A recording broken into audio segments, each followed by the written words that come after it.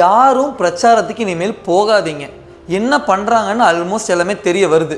Plan பண்ணி தான் பண்ணுறாங்க. இந்த தடவை ஒரு 40 உயிரோடு போயிடுச்சு. அடுத்த தடவை எவ்வளோ போகும்னு யாருக்குங்க தெரியும்? இதுக்கும் முன்னாடியே குழந்தைங்க வர வேண்டாம், ப்ரெக்னெண்ட்டாக இருக்கவங்க வர வேண்டாம் அப்படின்னு சொல்லியும் நீங்கள் அவுட் ஆஃப் லெவலில் வந்து போகிறீங்க. அந்த ஓட்டு போகிறதுக்குள்ள நீங்கள் உயிரோடு இருக்கணும்ல, உங்கள் உயிருக்குன்னு ஒரு மரியாதை இருக்குல்ல.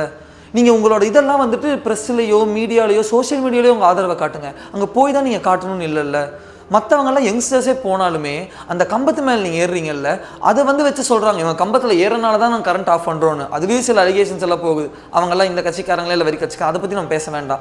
எதெல்லாம் நீங்கள் கரெக்ட் பண்ண முடியுமோ அதை பண்ணுங்கள். கூட்டத்தில் வந்துட்டு யாராவது ஒருத்தவங்க வந்து முடியாமல் இருக்காங்களா, அவங்களுக்கு நீங்களே இடம் கொடுத்து போலீஸ் ப்ரொடெக்ஷன் கொடுக்கலன்னா என்ன, நீங்களே சேஃப்டி பண்ணி அவங்கள மக்களை நல்லபடியாக கொண்டு போகிறக்கு பாருங்கள். To make it very clear, I am not a actor Vijay's fan.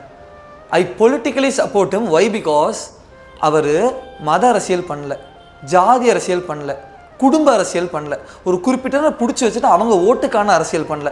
பியூரான ஒரு அரசியல் பண்ணுறனால ஐ சப்போர்ட்டும். உங்களுக்கு சந்தேகம் இருந்தால் என் பேஜில் போய் லியோ படத்துக்கும் கோட் படத்துக்கும் நான் கொடுத்த ரிவ்யூ பாருங்கள். ரொம்ப படம் மோசமாக இருந்துச்சுன்னு நான் கொடுத்துருக்கேன். பிளைண்ட் ஹீரோ வர்ஷிப்பில் இந்த விஷயத்தெல்லாம் நீங்கள் வந்து பேசுகிறீங்க அரசியல் பற்றி அப்படின்னு சொல்கிறீங்க. அரசியல்னு ஒன்று நம்ம நாட்டில் இருக்காது. நம்ம ஒருத்தவங்க ஆளுந்துட்டு அவங்களுக்கு கீழே இருக்க மாட்டோம் அப்படிங்கிற பட்சத்தில் பேச போகிறது இல்லைங்க. ஆனால் அது மாறுமா? அது நடைமுறையா? இல்லை. நம்ம அப்பா அம்மா காலத்துலலாம் வந்துட்டு விஜயகாந்த் அவர்கள் வந்து மக்களுக்கு நல்லது பண்ணுறதுக்காக வந்தாங்க, அவருக்கு ஒரு வாய்ப்பு கூட கொடுக்காம விட்டுட்டாங்கன்னு சொல்லி இன்னும் அவங்கெல்லாம் சொல்கிறது வந்து நம்ம கேட்குறோம்ல. அந்த தப்பை நாங்கள் பண்ண வேணாம்னு நினைக்கிறோங்க. பொலிட்டிக்கலி அவர் வந்து கரெக்டாக பண்ணுவாரோ தப்பு பண்ணுவாரோ அது நமக்கு தெரியாது. பட் இதுக்கு முன்னாடி போன பார்ட்டி ஒருத்தவங்க ரூல் பண்ணாங்க, அதுக்கு முன்னாடி ஒருத்தவங்க ரூல் பண்ணாங்க. ஒய் நாட் ஒரு டைம் அவங்க ரூல் பண்ணி பார்க்கட்டும், மாற்றம் வந்தால் சந்தோஷம் தானுங்க.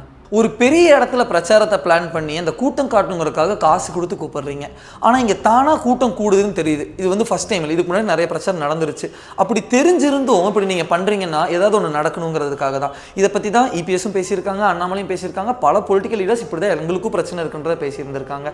ஸோ அதனால் டிவிகே சைடில் இருந்துமே விஜய் அவர்கள் வந்து லேட்டாக வந்திருக்காங்க அப்படின்னு இருக்காங்க. அதுக்கு என்ன காரணம்னு தெரியல. அது தப்பாக இருந்தால் கண்டிப்பாக அது தப்பு தான். ஒருவேளை கவர்மெண்ட்டே அவங்க சப்போர்ட் கொடுக்கலனாலும் டிவிகேயில் இருக்கிற கட்சி உறுப்பினர்கள்லாம் சேர்ந்து உங்களுக்காக வர்ற மக்களுக்கு இனிமேல் என்னென்ன பண்ணணுமோ தலைவரும் சரி தொண்டர்களும் சரி ரொம்ப நல்லபடியாக அவங்கள பார்த்துக்கிறதுக்கு என்னென்ன பண்ணணுமோ அதை நீங்கள் பண்ணுங்கள்.